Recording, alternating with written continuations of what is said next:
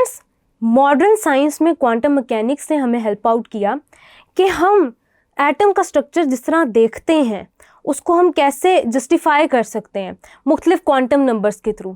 Students, quantum numbers और orbitals की तरफ चलते हैं। स्टूडेंट्स, श्रोडिंगर ने क्या किया कि एक set of numerical values present किया जिसको हम कहते हैं quantum numbers. Students, quantum number की एप्लीकेशन ये होती है कि जिस शेप में हमें आज एटम नज़र आता है उस शेप में उसको डिफाइन करते हैं क्वांटम नंबर्स। तो स्टूडेंट्स, वन बाय वन हम इन नंबर्स को डिस्कस करते हैं और ये नंबर्स किन चीज़ों को डिनोट करते हैं, किन किन प्रॉपर्टीज़ को एटम की डिस्कस करते हैं, उसको हम देखते हैं। स्टूडेंट्स, सबसे पहले हम चलते हैं प्रिंसिपल क्वांटम नंबर की तरफ। स्टूडेंट्स, प्रिंसिपल क्वांटम नंबर आपको साइज बताता है ऑर्बिट का और डिस्टेंस बताता है from that of nucleus. Students, principal quantum number को डिस्कस करने से पहले मैं ये एक बात बताती चलूँ स्टूडेंट्स कि ऑर्बिट और ऑर्बिटॉल में क्या डिफरेंस होता है। स्टूडेंट्स, आपके पास ऑर्बिट वो है, जैसे आप अपने सामने 2D एक डायग्राम देख सकते हैं। स्टूडेंट्स, ये 2 डायमेंशनल डायग्राम है। आप इसके अंदर सर्कुलर ऑर्बिट्स देख सकते हैं जिसके अंदर इलेक्ट्रॉन्स रिवॉल्व कर रहे होते हैं। ज़्यादातर जब हम डायग्रामेटिक इलस्ट्रेशंस यूज़ करते हैं तो हम वो ऑर्बिट्स की फॉर्म में यूज़ करते हैं जिनको हम सर्कल्स में ड्रॉ कर रहे होते हैं। स्टूडेंट्स, ऑर्बिटॉल क्या होता है? स्टूडेंट्स, अगर आप 3D एक पिक्चर एटम की सपोज करें, इमेजिन करें, तो स्टूडेंट्स ऑर्बिट्स इस तरह तो एग्जिस्ट नहीं करते सर्कुलर फॉर्म में। तो स्टूडेंट्स, जो हम ज़्यादा स्पेसिफिक टर्म यूज़ कर रहे होते हैं वो कर रहे होते हैं ऑर्बिटॉल्स की। ऑर्बिटॉल्स की क्यों कर रहे होते हैं स्टूडेंट्स? ऑर्बिटॉल वो रीजन होता है स्पेस का जहाँ पे इलेक्ट्रॉन के होने की प्रोबेबिलिटी सबसे ज़्यादा होती है। उनको, उन रीजन्स को, उन स्पेसिफिक पॉइंट्स को स्टूडेंट्स हम बोलते हैं ऑर्बिटॉल्स। ये स्टूडेंट्स हम जो देखते हैं, हम 2D फॉर्म में देखते हैं, इनको हम ऑर्बिट्स बोलते हैं। तो स्टूडेंट्स, वापस चलते हैं प्रिंसिपल क्वांटम नंबर की तरफ। स्टूडेंट्स, क्या आपको बताता है कि साइज़ क्या है ऑर्बिट का और डिस्टेंस कितना है न्यूक्लियस से। स्टूडेंट्स, इनको हम मुख्तलिफ शेल से डिनोट करते हैं अपने ऑर्बिट्स को। K shell, L shell, M shell, N shell. K सबसे करीब होती है, उसके बाद L, then M, then N. उसके अलावा स्टूडेंट्स, आप नंबर ऑफ़ इलेक्ट्रॉन्स को जब आपने डिफ़ाइन करना होता है तो आप इस तरह से डिफ़ाइन कर सकते हैं, यानी कि एक शेल के अंदर कितने इलेक्ट्रॉन्स मैक्सिमम अकोमोडेट कर सकते हैं उसको आप एन से कर सकते हैं। और 2n² आपको बताता है कि कितने इलेक्ट्रॉन्स प्रेजेंट हैं। जैसे स्टूडेंट्स, आपके पास के शेल के लिए n की वैल्यू 1 होती है, तो आप मल्टीप्लाई करेंगे जब 1 इंटू 2 इंटू 1 का square it will be equal to 2, यानी कि के शेल में मैक्सिमम 2 इलेक्ट्रॉन्स होते हैं। एल शेल के लिए स्टूडेंट्स आपके पास एल की वैल्यू जो होगी वो 2 होगी। आपने क्या किया, 2 को मल्टीप्लाई किया, 2 2 ज़ा 4, यानी कि 8 इलेक्ट्रॉन्स होते हैं आपके पास। एल शेल में 8 इलेक्ट्रॉन्स होते हैं। इसी तरह स्टूडेंट्स, एम और एन के लिए आप कैलकुलेट कर सकते हैं। एम के अंदर 18 होते हैं और एन के अंदर बाय मैक्सिमम 32 इलेक्ट्रॉन्स होते हैं। तो स्टूडेंट्स, ये तो हो गया प्रिंसिपल क्वांटम नंबर जो कि आपको डिस्टेंस बता रहा है from that of the nucleus, और इसकी वैल्यू इंक्रीज होती चली जाती है। उसके अलावा स्टूडेंट्स, आपके पास आता है azimuthal quantum number. Students, azimuthal quantum number आपको ऑर्बिटॉल की शेप के बारे में बताता है इन टर्म्स ऑफ सब शेल्स और सब एनर्जी लेवल्स। स्टूडेंट्स, आपके पास ऑर्बिटॉल्स 4 डिफरेंट तरह की शेप्स में एग्जिस्ट करते हैं। एक हो गया S दैट इज स्फेरिकल, एक हो गया P that is principal, D diffused और F fundamental. Students, S, P, D, F ये सब शेल्स हैं of shells K, L, M and N.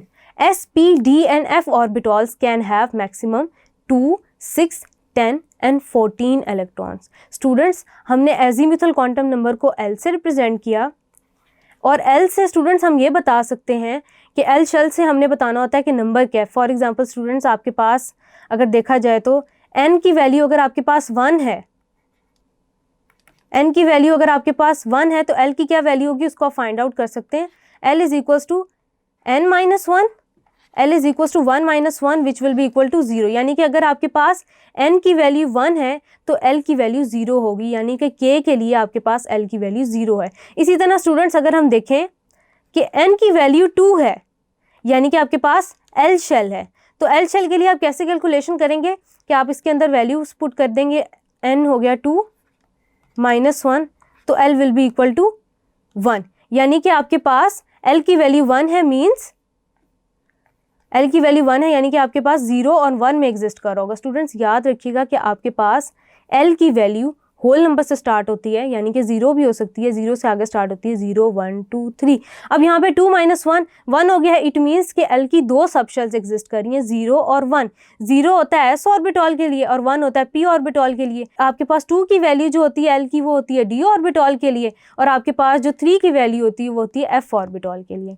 यानी कि स्टूडेंट्स यहाँ पे आप शेल्स और सब शेल्स का इंटर रिलेशन आपस में देख सकते हैं कि n की वैल्यू 1 होती है k शेल के लिए, n की वैल्यू जब 2 होती है एल शेल के लिए, तो यानी कि दो सब शेल्स होती हैं एल शेल की, that is 2s and 2p।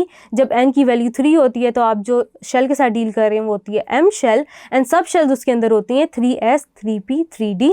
जब n की वैल्यू 4 होती है इट मीन्स हम डील कर रहे हैं n शेल से, देन सब शेल्स इसकी होंगी 4p 4d 4p 4d 4f respectively. तो ये तो हो गया स्टूडेंट्स एजीम्यूथल क्वांटम नंबर, जो आपके ऑर्बिटॉल की शेप के बारे में आपको बता रहा है। उसके बाद स्टूडेंट्स चलते हैं मैग्नेटिक क्वांटम नंबर की तरफ।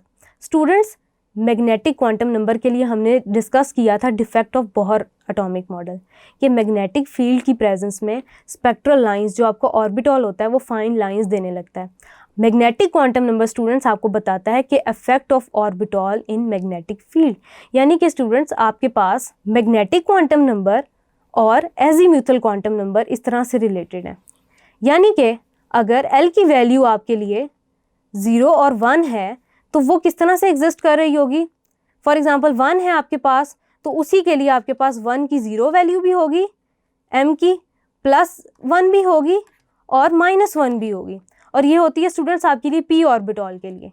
p के लिए यानी कि p in the presence of magnetic field 3 dimensions में डिसोसिएट हो जाता है, यानी कि 3 डायमेंशंस में अपनी सब शेल्स आपको दिखाता है, that is px py pz।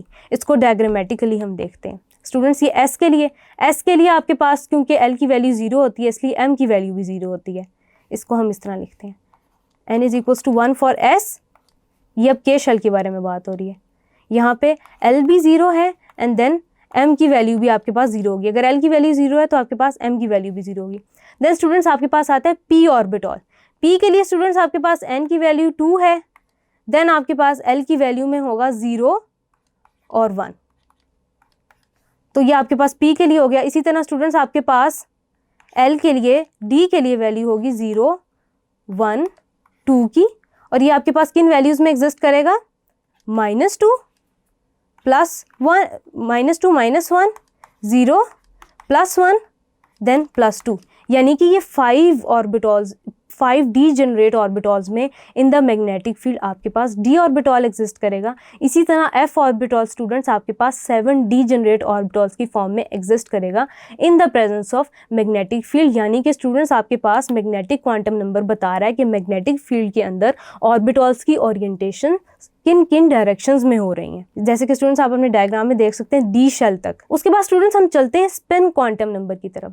Students spin quantum number आपको बता रहा होता है कि इलेक्ट्रॉन क्लॉकवाइज डायरेक्शन में स्पिन करेगा या एंटी क्लॉकवाइज डायरेक्शन में। स्टूडेंट्स याद रखिएगा कि हर सब शेल के अंदर जैसे आपके पास आ जाता है p का px py pz, हर सब शेल के अंदर in the terms of magnetic field maximum 2 electrons present होते हैं। अब स्टूडेंट्स वो जो 2 इलेक्ट्रॉन्स प्रेजेंट होते हैं वो दोनों ऑपोजिट स्पिन्स के साथ प्रेजेंट होते हैं। एक क्लॉकवाइज स्पिन होता है, एक आपके पास एंटी क्लॉकवाइज स्पिन होता है। -1/2 वैल्यू आपके पास क्लॉकवाइज की होती है, जबकि +1/2 वैल्यू आपके पास होती है एंटी क्लॉकवाइज की। यानी कि एक शेल के अंदर जब एक सब शेल के अंदर जब 2 इलेक्ट्रॉन्स एग्जिस्ट कर रहे हो तो उनका स्पिन ऑपोजिट होता है, ये हम याद रखेंगे।